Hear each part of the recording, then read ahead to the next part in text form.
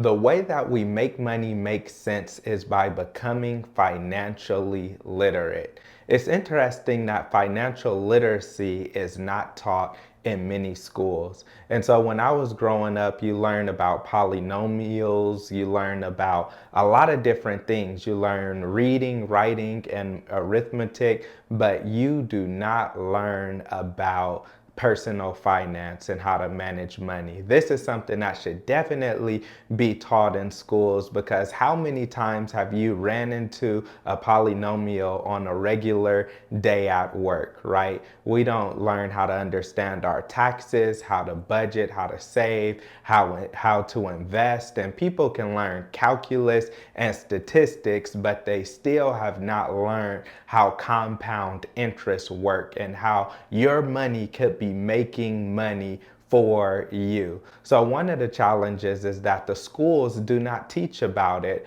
I went through elementary school, junior high, high school, and college. I have a bachelor's degree, 2 master's degree, and a doctorate degree, but I still was never taught about finances and taught about how to manage money. And then similarly, when you look at households, many parents do not teach their children about managing money. Now, some parents, they don't know how to manage money. They don't know how to budget, save, invest, and do these things. So they can't turn around and teach them to their children if they don't know how to do them themselves. But on the other hand, there are some parents who actually know how to manage money, but they just do not pass down that information and their knowledge to their children for some reason. And so what ends up happening is people learn growing up, you spend whatever you get. If you're a child and you hear the ice cream truck or you want some ice cream or something and you need $2, you're thinking, well,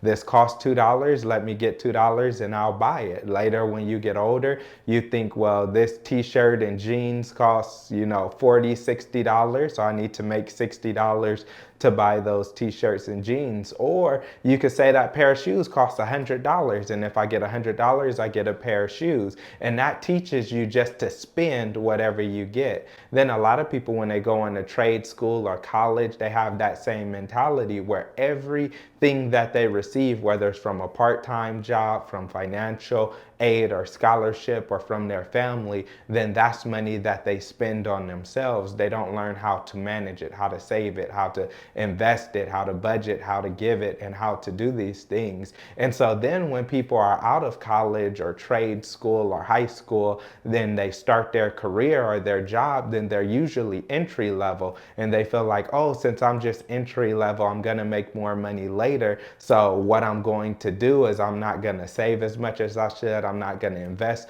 right now. I'm not gonna think about or consider retirement. Instead, I'm just going to spend what I get. And then finally, when people make a decent amount of income, they feel like, oh, I've been waiting this long to be able to make good amount of money. Now I'm gonna buy the car that I want, the house that I want, and I'm gonna spend the money in the way that I want, instead of actually going and budgeting and spending it the way that they should spend it. And another thing that people do is they ignore finances. They don't like talking about it at all. And one of the reasons is because they may have poor habits, meaning you say, hey, I just am not doing good. I have a bunch of credit card debt, or I have a bunch of student loans. I have a bunch of debt. I make a bunch of impulse purchases. I spend a lot of money on Amazon or eating out. And at the end of the day, I'm living paycheck to paycheck, and I just don't want to talk about it. Or some people feel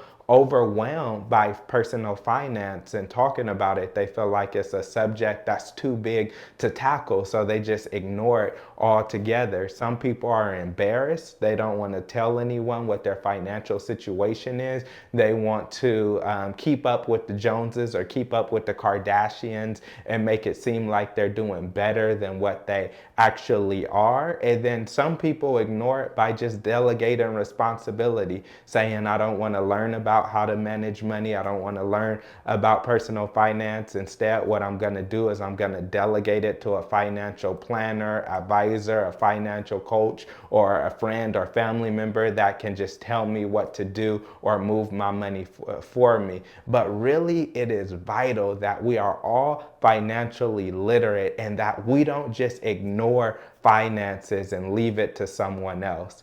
And there are many benefits for being financially literate. When you're financially literate, then you're able to be secure, you're able to have stability, and you're able to have a better quality of life.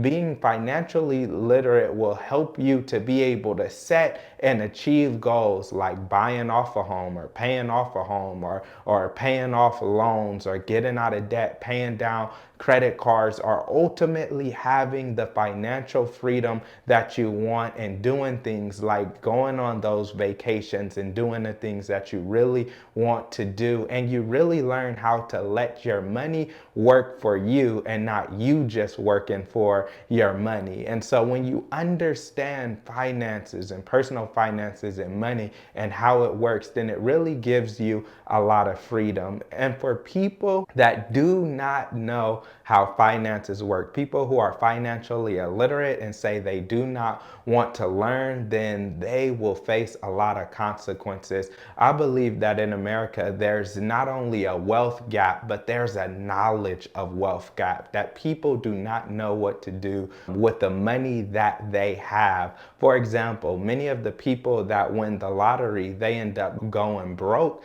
a lot of times years after they win a lottery. Why? Because they've gotten this chunk of money, hundreds of thousands of dollars or millions of dollars, but no one taught them how to invest it, to manage it, to save it, to put it towards their goals. And instead, they just spend frivolously. And so in the same way, if you look at it, people who play pro sports and pro athletes who run into a lot of money, oftentimes when they retire, they end up retiring broke because they did not manage the money in a way that was helpful. People who are financially illiterate are more likely to be in debt and consumed by debt, more likely to live paycheck to paycheck, and then live a more stressed life. So being financially illiterate has a lot of consequences associated with it. And some people will say, you know what, I want to learn about money, but it's just complicated. And I'll agree with you. There's so much misinformation out there that it can be complicated to learn more about money. But that's why this channel is here, to help you know the things that you should know so that money can make sense for you and that you can be on the right financial track.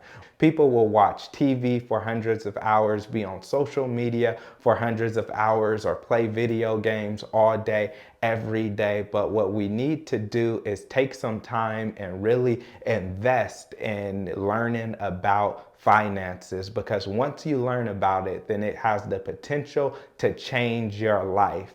And so the most important thing that you can do when it comes to finances is to create a financial vision. And so what I want you to do is to watch my next video, which will teach you how to create and implement a financial vision for your future.